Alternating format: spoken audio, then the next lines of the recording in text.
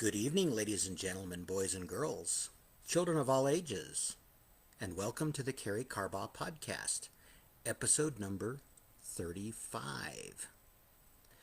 Buenas noches, damas y caballeros, chicos y chicas, niños de todas edades, y bienvenidos a el Karey Carbaugh podcast número 35.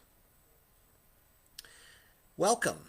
My name is Karey Carbaugh, and this is the Karey Carbaugh podcast. I appreciate you tuning in tonight, and as always, thank you so much to all of those who are supporting me here. If you could let me know whether you're joining me live by dropping an L or the word live in the comments, or if you're joining me on the replay by dropping an R or the word replay in the comments. That would be very helpful. And if you could also let me know where you're joining in from.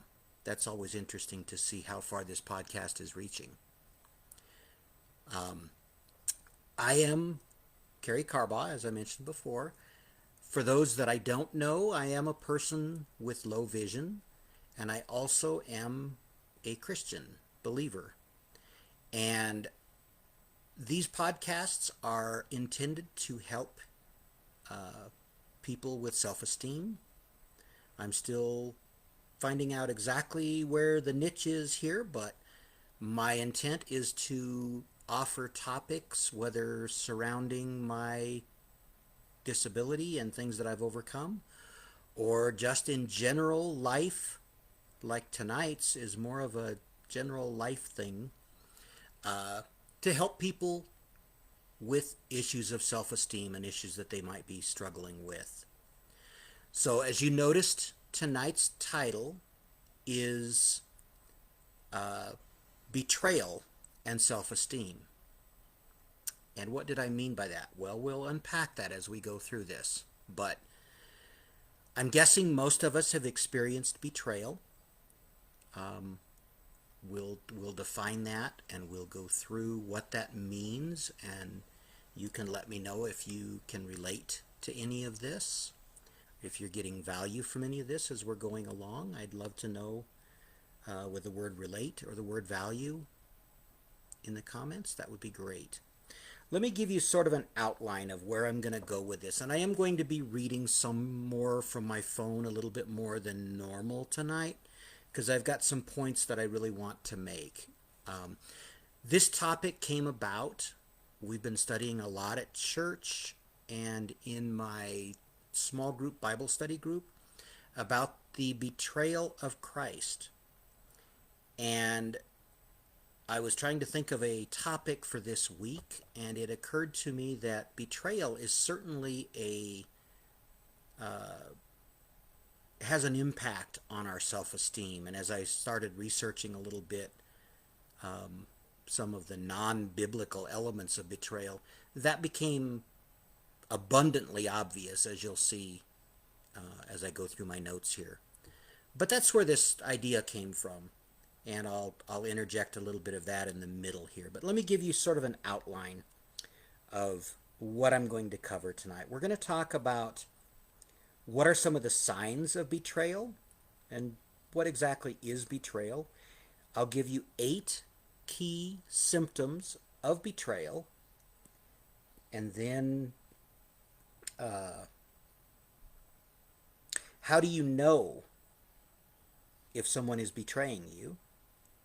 We'll talk a little bit about Jesus' betrayal, and then we'll go from there into some of the responses and reactions. I will give you 6 ways to respond to betrayal, and then we'll round it out here with 1, 2, 3, 4. I thought I'd counted them ahead of time, but I didn't. 4 specific responses that you can use to help you respond to an individual who has betrayed you. And that's where we'll close it out here tonight. So let's start out with what is betrayal? Basically, the way I'm defining betrayal here is a lie or someone who has either told a lie about you or perhaps reacted in a way that was not honoring to you. The way Jesus was betrayed wasn't exactly a lie, but he was certainly outed, if you will, brought out in the open in an unsafe way. That's a form of betrayal. But for starters, I gotta unlock my phone here. Sorry about that. For starters, some of the signs of betrayal include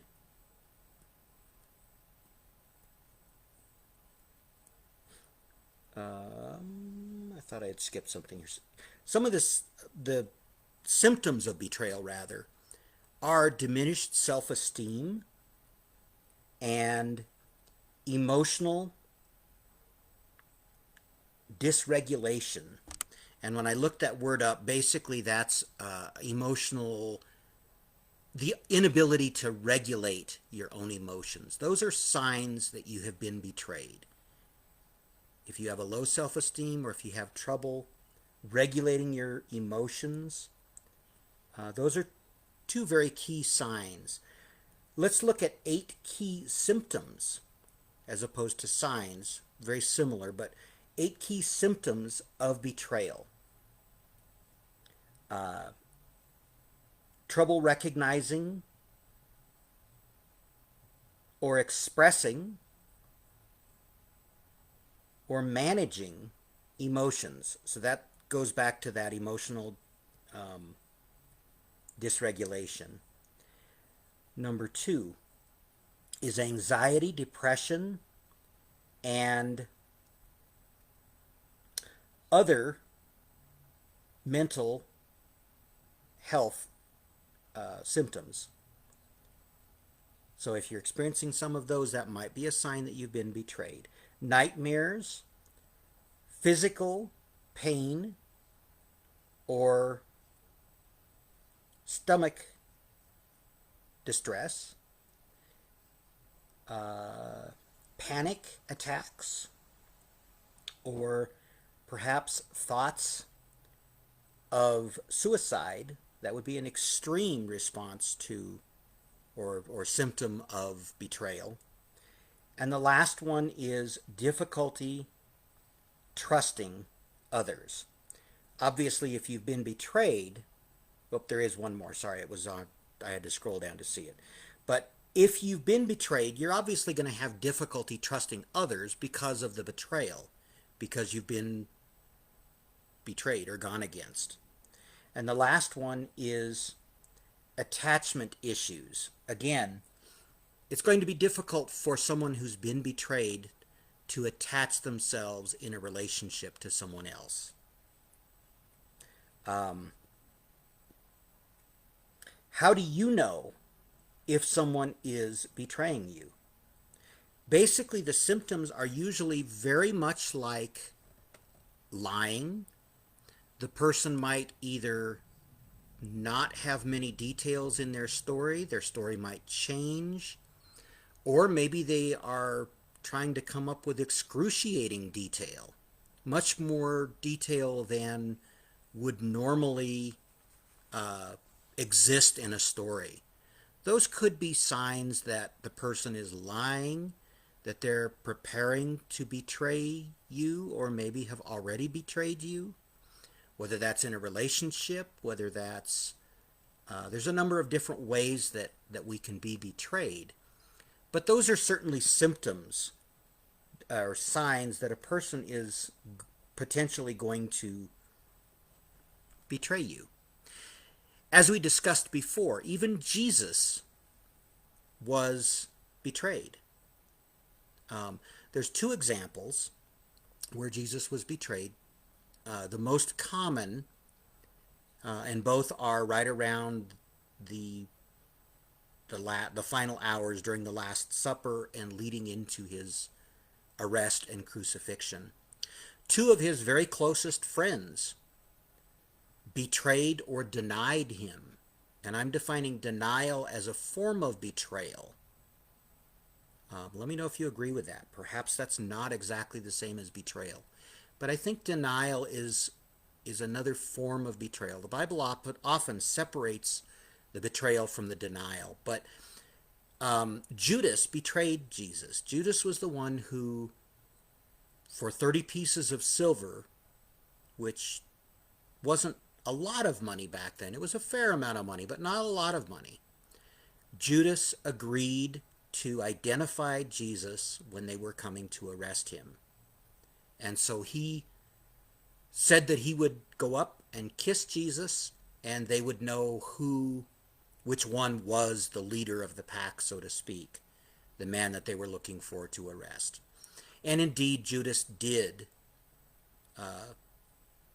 kiss Jesus publicly and betrayed him, gave him up to the people who wanted to arrest him. And we see this. Jesus actually predicted that this was going to happen in all four of the Gospels. I'm not going to take the time to read the verses since I'm not really doing a Bible study here, and I didn't want to take the time since it's a little slower for me to read things. But I did want to at least give you some scriptural references if you wanted to follow up on this. So Jesus knew that he was going to be betrayed. How difficult would that be if you knew ahead of time that someone was going to betray you? And he even knew who it was. And he identified the person and said that he would be betrayed and basically told him, do what you have to do, but make it quick. And we see that in all four of the Gospels. We see that in Matthew chapter 26, verses 24 and 25. We see it in Mark 14, verses 18 through 21. In Luke 22, verses 21 through 23. And finally in John chapter 13, verses 21 through 30. And that's where Jesus made the prediction. And then where Judas actually betrays Jesus is a little later on in each one of those chapters. We see in Mark chapter 14 again, verses 43 through 50. Sorry, I skipped Matthew. Matthew 26, verses 47 through 56. And then Mark. And then, and I missed Luke. I know it's in Luke, but I didn't jot the verses down. In John chapter 18, verses 3 through 12 is where we see that Judas actually betrays Jesus. And the other one, Peter, actually denied Jesus 3 times. And again, Jesus predicted this. He said, one of you will deny me 3 times before the rooster crows. And Peter didn't believe it. He didn't think he was going to, but in fact, he ends up denying Jesus 3 times to 3 different people who asked about him. We see this in Matthew 26, verses 69 to 75. We see it in Mark chapter 14 again, verses 66 through 72. In Luke chapter 22, verses 54 through 62. And in John, verses 18, 15 to 27. So, I'm just curious, do you think you could have reacted the way Jesus did if you knew that someone was going to betray you? Could you have looked them in the eye and said, hey, I know you're going to betray me. Just do what you got to do and do it quick? I'm not sure I could. I'm not sure I would have the strength to do that. But I'm curious if you could let me know in the chat if you think you would have the strength and the foresight to be able to react that way. Or how would you react if you knew that someone was about to betray you? Think about that for a minute. And again, as usual, I'm not going to try to respond to comments. I don't see too many coming through yet. But I will respond to them after the podcast and then for people that are watching this on the replay. So let's go into now a little bit about how to react when someone betrays you. What are some healthy responses First, I would suggest that acknowledging the betrayal, the first step to healing is always to acknowledge the problem. Step number 2, sit with your feelings or your emotions for a bit. Don't react right away, but sit with those feelings and figure out, be honest with yourself, how this is making you feel or how this has made you feel when you've been betrayed. Number 3, and this is very similar, reflect on how your relationship was before the betrayal. So how was your relationship? Was it a good relationship? Was it healthy? Maybe there were problems before. Maybe there were symptoms that you could have identified that this was going to happen the way Jesus did. So think about how your relationship was before the betrayal. Consider taking a break from the person that's betrayed you, depending on the relationship, whether that's a friend or a coworker or a significant other. It may or may not be easy to take that break. It may not always be convenient, but give some thought to whether taking a break would be the best thing to do to heal the relationship in the long run, if it can be healed.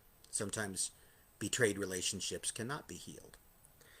Number 6, I'm not sure I've said the numbers on all of these, but number 6, which is the last one, is, and this is very important, practice self-compassion.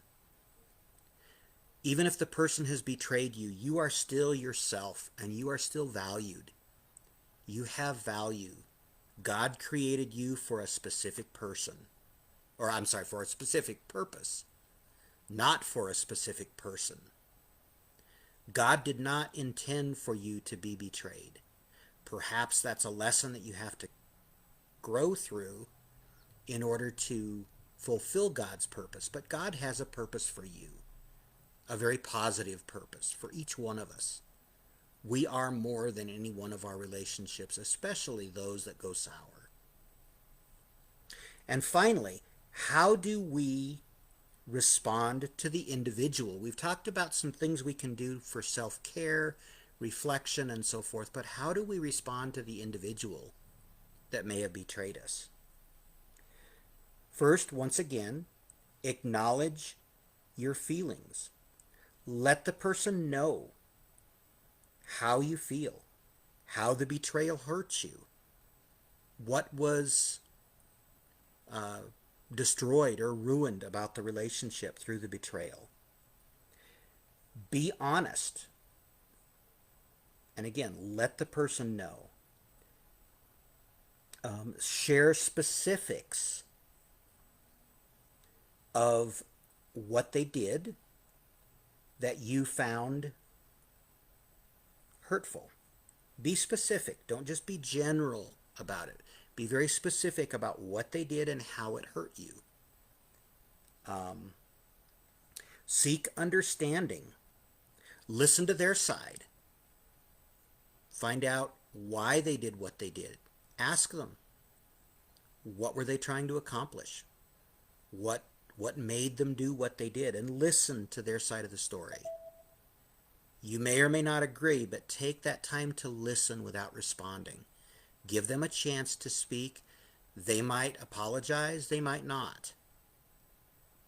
And then you can decide from there whether you want to accept any apology that's made. But take time to hear them out. And then finally, the last point here is, and this is very important, set boundaries. Depending on the relationship, you may have to sever the relationship.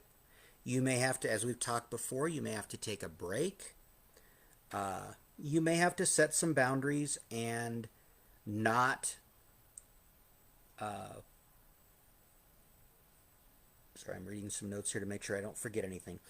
Set some boundaries and not let things go too far again and open yourself up for that betrayal again. Don't hesitate to set those boundaries.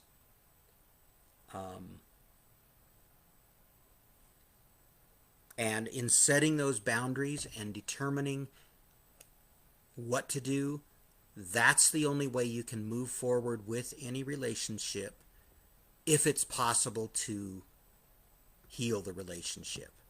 And in some cases it may not be, and the best thing may be to take a break or remove yourself from the situation. But always remember that you are valuable, no matter what someone else says about you. Learn from their, if it's criticism, take the criticism and learn from it.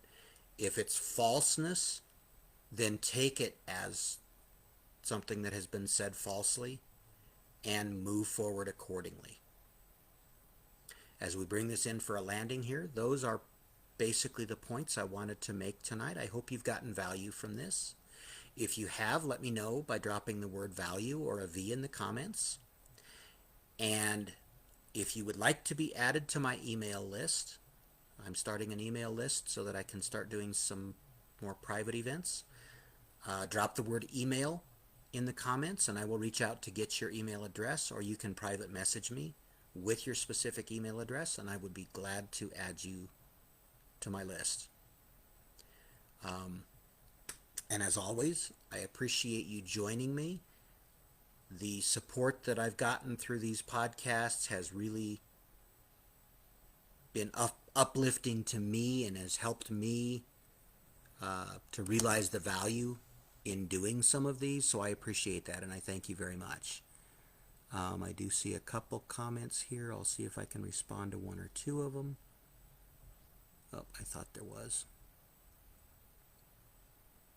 I'm not readily. Oh yeah, there is. Nope, there is no comments here. I thought we had a couple. Okay, with that, I think I will close out here. I've taken enough of your evening, but I appreciate you joining me. And I encourage you to make it a blessed day for you and for someone around you. Do something positive and uplifting to make someone else's day a blessing to them.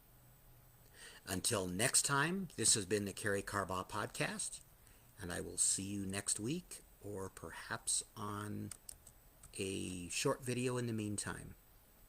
Have a great night. Bye-bye for now.